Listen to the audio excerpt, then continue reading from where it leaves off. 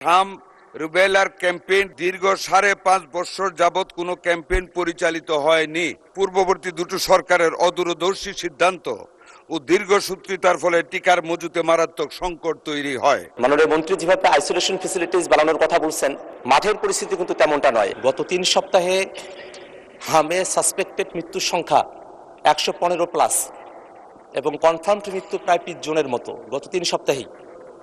এভাবে সারা দেশে হাজার হাজার শিশুরা তারা হামে আক্রান্ত হচ্ছেন। আমাদের মাননীয় স্বাস্থ্যমন্ত্রী বলেছেন যে গত 8 বছর যাবত হামের টিকা দেওয়া হয় নাই। এই তথ্যটা আসলে সঠিক তথ্য কিনা সেটা নিয়েও যারা হামের টিকা প্রদান করে থাকেন, মাঠ পর্যায়ের কর্মীরা আছেন, তাদের মধ্যে এক ধরনের উৎকণ্ঠা বা এক ধরনের ভিন্নমত আমরা খেয়াল করেছি। সেক্ষেত্রে যদি হামের টিকা না দেওয়া হয়ে থাকে 2024 বা তার পরবর্তী সময়গুলোতে, সেক্ষেত্রে কেন দ্রুত গতিতে যারা 0 ডোজের শিশুরা ছিলেন তাদেরকে টিকার আওতায় নিয়ে আসা হলো না বা তার জন্য একটা ক্যাম্পেইনের ব্যবস্থা করা হলো না, সেটা আমাদেরকে অবাক করে মাননীয় স্পিকার। সব কিছু মিলিয়ে আমরা প্রথমত আগেই একটা ব্যবস্থা গ্রহণ করতে ব্যর্থ হয়েছি এবং পরবর্তীতে আমাদের শিশুরা যখন হাসপাতালে হামে আক্রান্ত হয়ে এসেছেন, আমরা জানি যে হামের চিকিৎসার জন্য আইসোলেশনের প্রয়োজন হয়, কিন্তু আমাদের হসপিটালগুলোতে আইসোলেশন ফ্যাসিলিটিস একেবারেই নাই। উপজেলা পর্যায়ে নাই, জেলা পর্যায়ে নাই, এমনকি যেগুলো আরও বড় বড় হসপিটাল আছে সে জায়গাগুলোতেও নাই। বিশেষত রাজশাহী অঞ্চলের কথাটা এখন বেশি নজরে আসছে। এবং যে আইসিইউ বা এনআইসিইউগুলো প্রয়োজন হয়, সেই পর্যাপ্ত আইসিইউ বা এনআইসিইউ এরও ব্যবস্থা নাই। এবং আরেকটা বিষয় খেয়াল করে দেখা গেছে যে আমাদের দেশে হামের টিকা দেওয়া হয় 9 মাস বয়স থেকে, কিন্তু এখন হামের যারা আক্রান্ত শিশুরা আছেন তারা আসলে 6 মাস বয়স বা তারও কম বয়স থেকে তারা হামে এটা আক্রান্ত হচ্ছেন। সেক্ষেত্রে আমাদের যারা সরকারের চাকরিতে যারা রোগতত্ত্ব বিশারদ যারা আছেন, তারা কেন এই বিষয়টা আগে থেকে ফাইন্ড আউট করতে পারলেন না এবং সে অনুযায়ী ব্যবস্থা গ্রহণ করতে পারলেন না।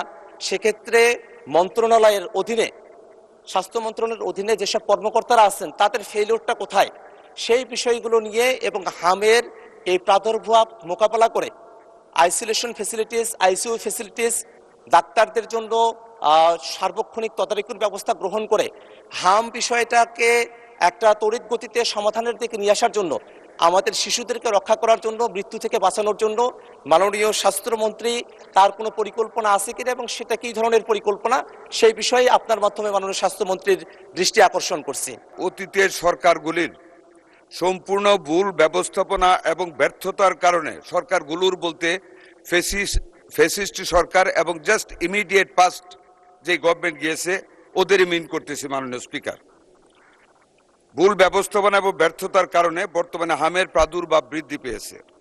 দেশের সর্বশেষ হাম রুবেলার ক্যাম্পেইন 2020 সালের ডিসেম্বরে অনুষ্ঠিত হওয়ার পর দীর্ঘ 5.5 বছর যাবৎ কোনো ক্যাম্পেইন পরিচালিত হয়নি।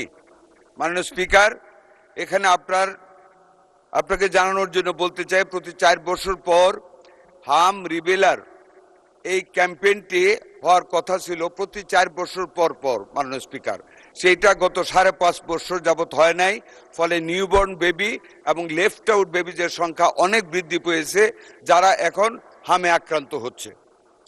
এছাড়া টিকা ক্রয়, সংগ্রহ ও সরবরাহ ব্যবস্থাপনায় পূর্ববর্তী দুটো সরকারের অদূরদর্শী সিদ্ধান্ত ও দীর্ঘসূত্রিতার ফলে টিকার মজুতে মারাত্মক সংকট তৈরি হয়। এর পরিণতিতে দেশব্যাপী হামের টিকা সহ আরও 6 ধরনের গুরুত্বপূর্ণ টিকার অভাব দেখা দেয়, যার কারণে বহু শিশু নিয়মিত টিকাদান সেবা থেকে বঞ্চিত হয় এবং সংক্রামক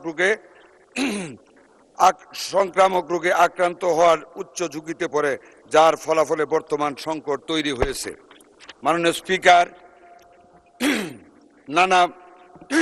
নানা প্রতিকূলতা সত্ত্বেও মাননীয় প্রধানমন্ত্রী জনাব তারেক রহমানের গতিশীল নেতৃত্ব, বিচক্ষণতা এবং পরামর্শে আমরা টিকাদান কর্মসূচি জরুরি ভিত্তিতে এগিয়ে আনতে সক্ষম হয়েছি।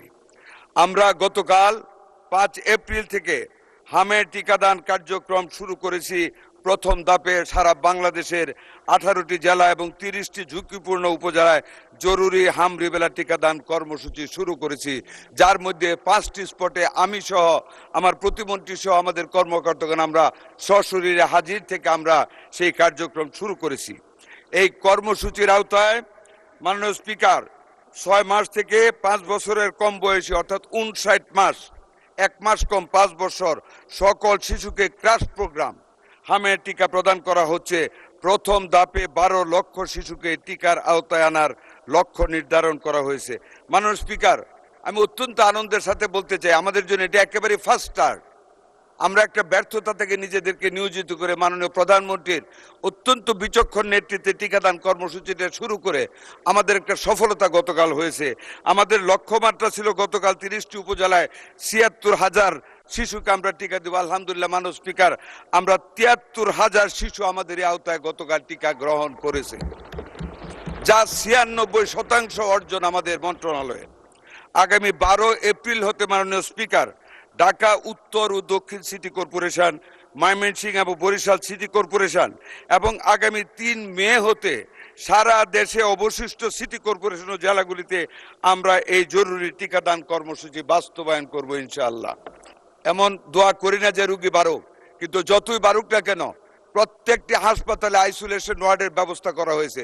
রাজশাহী হাসপাতালে আরো 250 আইসোলেশন বেড ব্যবস্থা করা হচ্ছে। আমাদের যদি কোনো রোগী আসে দোয়া করেন যাতে না আসে, আমরা প্রস্তুত আছি।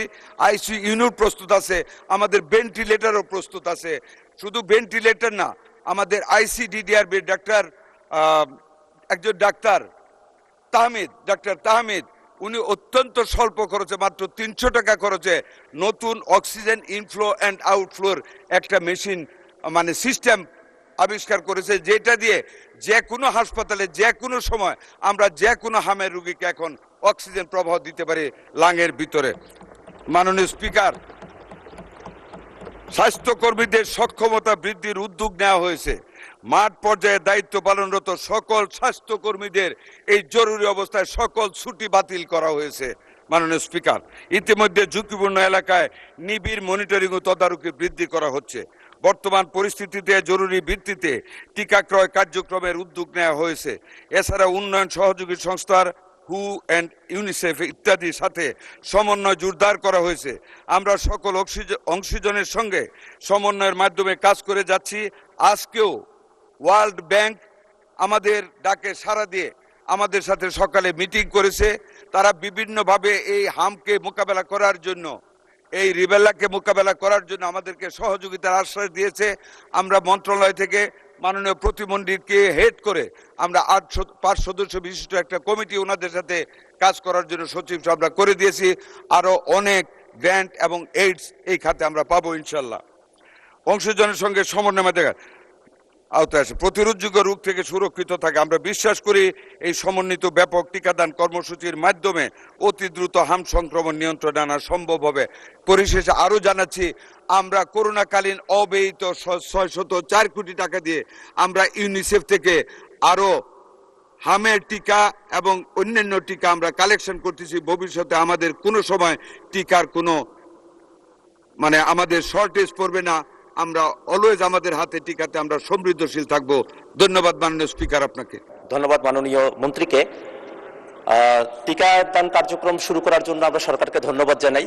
পাশাপাশি একটা বিষয় একটু জানা রাখার প্রয়োজন যে মাননীয় মন্ত্রী যেভাবে আইসোলেশন ফেসিলিটিস বাড়ানোর কথা বলছেন বা যেভাবে তিনি আইসিইউ এবং এনআইসিইউ এর কথা বলছেন, মাঠের পরিস্থিতি কিন্তু তেমনটা নয়। আমরা সোশ্যাল মিডিয়াতে এবং বিভিন্ন পত্রপত্রিকা মারফত আমরা জানতে পারছি যে অনেকেই হাসপাতালগুলোতে যাচ্ছেন, কিন্তু যাওয়ার পরে তারা আইসোলেশন ফ্যাসিলিটিস পাচ্ছেন না এবং তারা আইসিইউ ফ্যাসিলিটিসও তারা পাচ্ছেন না। এটা কি সরকারের তরফ থেকে বরাদ্দ করা হচ্ছে, কিন্তু হাসপাতালে যারা আছেন তাদের কোনো গাফিলতি বা হাসপাতাল ম্যানেজমেন্ট বা ব্যবস্থাপনা যেটা আছে তার ত্রুটির কারণে এটা হচ্ছে কিনা সে ব্যাপারে মন্ত্রণালয়ের তরফ থেকে মাননীয় মন্ত্রীকে উদ্যোগ গ্রহণ করার জন্য বলছি। আর একটা বিষয় উনি বলেছেন যে করোনার কালীন একটা বাজেট অতিরিক্ত ছিল, যেটা এখন নিয়ে এসে এখানে কাজে লাগানো হচ্ছে, তার জন্য আমরা ধন্যবাদ জানাই। এই বিষয়ে একটা প্রসঙ্গত বিষয় মনে করিয়ে দেওয়া প্রয়োজন। বাংলাদেশে স্বাস্থ্য খাতে যে পরিমাণে বাজেট বরাদ্দ করা হয় সেই পরিমাণে বাজেট কিন্তু ব্যয় করা হয় না।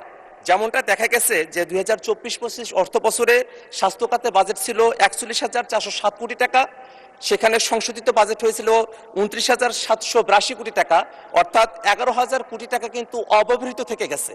আবার অপারেশনাল যে বাজেট ছিল সেটা ছিল 19,973 কোটি টাকা, এবং সেটা খরচ হয়েছে সংশোধিত আকারে এসেছে 13,603 কোটি টাকা, অর্থাৎ সেখানেও প্রায় 6,000 কোটি টাকা কিন্তু অব্যবহৃত থেকে গেছে। আমাদের মোট বাজেটের মাত্র 5% স্বাস্থ্য খাতে বরাদ্দ করা হয়, জিডিপির যেটা 1%রও কম, এবং আমাদের আসলে আউট অফ দ্য পকেট, পিপলের পকেট থেকেই প্রায় 70% স্বাস্থ্য খাতে তাদেরকে খরচ করতে হয়। সে ব্যাপারে সামনে বাজেটও আসছে, সেই বাজেটের সময়টাতে এই স্বাস্থ্য খাতে বাজেট বরাদ্দ করা হবে কিনা, এবং যে বাজেট বরাদ্দ করা হয় তার 25% যে অব্যবহৃত থেকে যায়, সেই 25% অব্যবহৃত না থেকে আরও বাজেট বৃদ্ধি করে স্বাস্থ্য খাতে আইসোলেশন ফেসিলিটিস, আইসিইউ ফেসিলিটিস এবং অন্যান্য যেসব যন্ত্রপাতিগুলো প্রয়োজন রয়েছে সেগুলোর মজুদের জন্য কোনো ব্যবস্থা গ্রহণ করা হবে কিনা আপনার মাধ্যমে মাননীয় স্বাস্থ্যমন্ত্রীর দৃষ্টি আকর্ষণ করছে মাননীয় স্পিকার। ধন্যবাদ মাননীয় সদস্য। মাননীয় স্বাস্থ্যমন্ত্রী। plenty of questions মাননীয় স্পিকার। নাম্বার 1 যেটা উনি বলেছেন মিডিয়াতে, এবং উনি যা জানেন আমি যা বক্তব্য রেখেছি সরেজমিনে সেটা পাচ্ছেন না।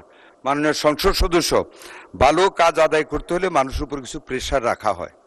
আমার মনে হয় মিডিয়া আমাদেরকে ওই প্রেশারটাই রাখছে। আমাদের একটা হসপিটালে আইসোলেশন ওয়ার্ডের কোনো ঘাটতি নেই।